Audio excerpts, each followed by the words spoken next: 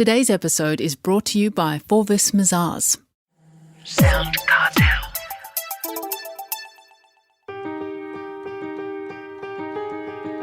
From SoundCartel, I'm Nicole Goodman, and this is Business Essentials Daily.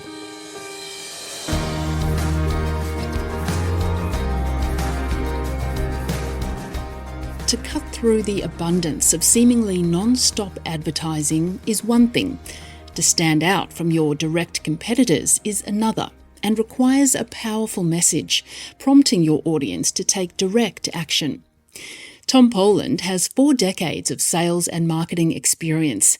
He's authored several books on marketing. His latest is titled Other People's Networks, and he's the founder of Leadsology. Tom explains his formula to master the marketing message shortly. First, Chris Ashmore asks Tom, what do most businesses get wrong when it comes to marketing? The number one thing that comes to mind is throwing time and money at advertising when the basic concepts haven't yet been tested, such as the marketing message. Is it going to get cut through? Are people even going to notice it in the format that you're advertising in, be that radio, print media, internet, and so on? I think it's the biggest reason because it's the easiest thing to do is you just say, well, let's just do something. And probably that's better than doing nothing. But if you're going to pump a lot of money or a lot of time, either or both, a lot of resource into marketing, you really want to test the message to make sure that the highlight, what a lot of people call the unique sales proposition, elevator pitch, the slogan, title, the offer, whatever you want to call it, you want to make sure that thing's going to actually get noticed by people. And secondly, you want to make sure that the right people are going to be motivated to take action, whatever that action is, whether call you, email you, or buy something. So this whole thing of rushing into tactics and activity and throwing resources at it before the strategy is being confirmed as being effective, I would say that would have to be right at the top of the mistakes that businesses make. Right. Well, what's the answer then? I mean, there's so much more competition these days and always more competition than ever before. How do we cut through the noise and stand out? I think the basis is to understand how the brain works, or psychology works, but it's a physical thing in the brain. So there's this thing in the brain at the back of the brain called the reticular activating system, and its job is to filter out irrelevancy and to let through relevancy. And relevancy or irrelevancy is related to unconscious goals. What do I want? What am I looking for? What's the problem? Where's the pain? All of these things. It's not always the removal of pain. Sometimes it's the pursuit of potential. Sometimes it's the pursuit of profit. But the reticular activating system filters stuff out to the point where, let's say you call your kid Sky because you think it's a unique name, and then they grow up, the first day at play school, every second girl seems to be called Sky. And you hadn't noticed that before because it wasn't relevant, but now it's relevant. You're suddenly noticing it. Or you buy a yellow Fiat Bambino and you've never seen one on the road before. At least you haven't noticed one, but you're driving back from the dealership and every 10th car is a yellow Fiat Bambino. So the reticular activating system is going, okay, so this is important to us. The name Sky is important, or the yellow Bambino is important. We're going to let you know every time you notice it. And that's what the reticular, and virtually everyone can relate to that. And it's all to do with our attention. We have a limited attention, and the unconscious has worked out that we need to devote our attention to the things that are important to us. So that's the first thing. If you have a marketing message and it's about how long we've been in business and what our mission is and how we pride ourselves on, no one cares. The reticular activating system goes blah, blah, blah, filter it out. It's looking for the benefit. It's looking for the transformation. So that's the first thing. It's got to get through the reticular activating system. And to do that, we have to articulate what it is we're offering, whether it's download a free thing or buy something, in a way that's different. It has to be both different and it has to be desirable, but otherwise it's not going to get through the RAS, the reticular activating system. Second thing we need to understand is there's this thing called amygdala.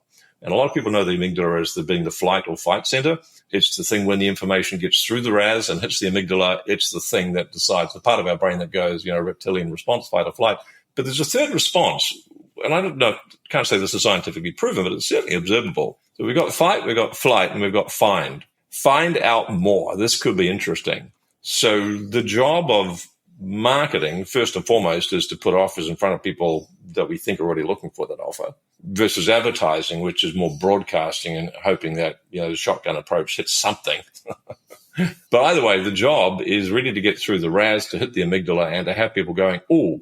And you can literally, physically, if you're talking, I'll say, on a Zoom call with someone or a meeting, and you say something that you've tested or you're testing, and you get through the RAS and it hits the amygdala and they go, yeah, one more, people will do two things. Physically, they will open their eyes, and that lets more light in. That's metaphorically more information coming in. I'm interested in this. If they're skeptical, they'll close their eyes. If they're interested, they'll open their eyes. And the second thing they do is they lean forward. So you can test marketing messages on Zoom calls. You can test marketing messages in boardrooms. You slip it in and you watch people's reactions. And if you get those two things, eyes are opening, people are moving forward. That's the way you can viscerally, if you like, test the message. And you can do this before you spend a cent.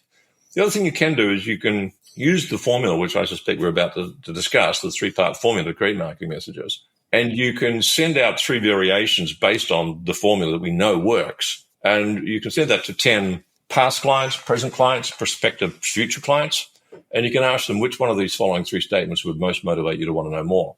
And if you follow the formula faithfully, then you will split the vote. You polarize. You'll get 6 or 7 out of the 10 coming back picking the same statement. And that's your customer value statement. That's the thing that you can use in advertising, you can use in your marketing. Can you walk us through that formula, Tom, to create a powerful message? There's 3 parts to it. So the first part is benefit rich. It's got to be focused on the benefit of the prospect taking a step towards what you want, call to action, responding to the call to action. Again, download this thing, join this meeting, buy this thing, whatever it happens to be. So the first thing is it's got to be something that's benefit rich. It can't be about us initially. Later on, it can be about credibility building. But initially, to get that cut through, it's got to be about what are they looking for? What's the thing that's going to take their pain away or to give them the pleasure or to fulfill the potential, the 3 Ps. In addition to being benefit, you still have to be benefit rich, but you've got to articulate that benefit in a way that's differentiated. And that's the second thing. It's got to be differentiated. You've got to be able to articulate the benefit of working together in such a way that it's not only benefit rich, but it sounds different to what other people are saying, using different words. And if you use the right words, what happens when a prospect reads those words, pictures explode in their brain. You know, if I say to you, New Year's fireworks over Sydney Harbour Opera House, you know, suddenly there's a picture exploding in the brain and you're taken to a different place. You're taken from a place of dry words, which I could have just said an explosion. And you go, okay, well, I don't know what that is. And I picked this up from Stephen King, who is a book called On Writing, where you use words that start the picture in someone's brain, but you let them complete it. So in this case, you wouldn't describe all the colors of the fireworks and go through them all. You know, you let their brain do that. So you differentiate.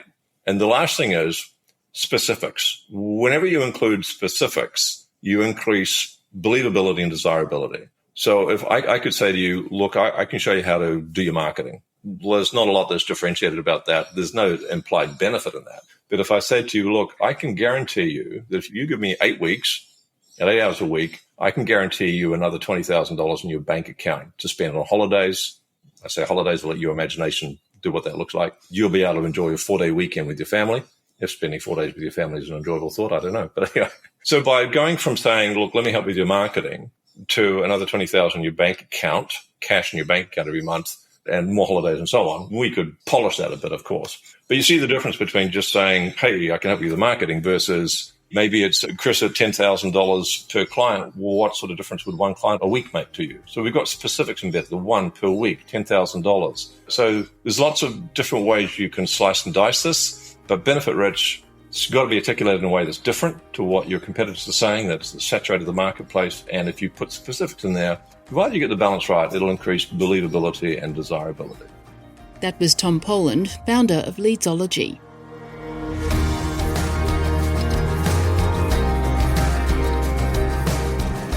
This episode of Business Essentials Daily is produced by the team at SoundCartel. Thanks for listening. I'm Nicole Goodman. We'll bring you more Be Daily tomorrow.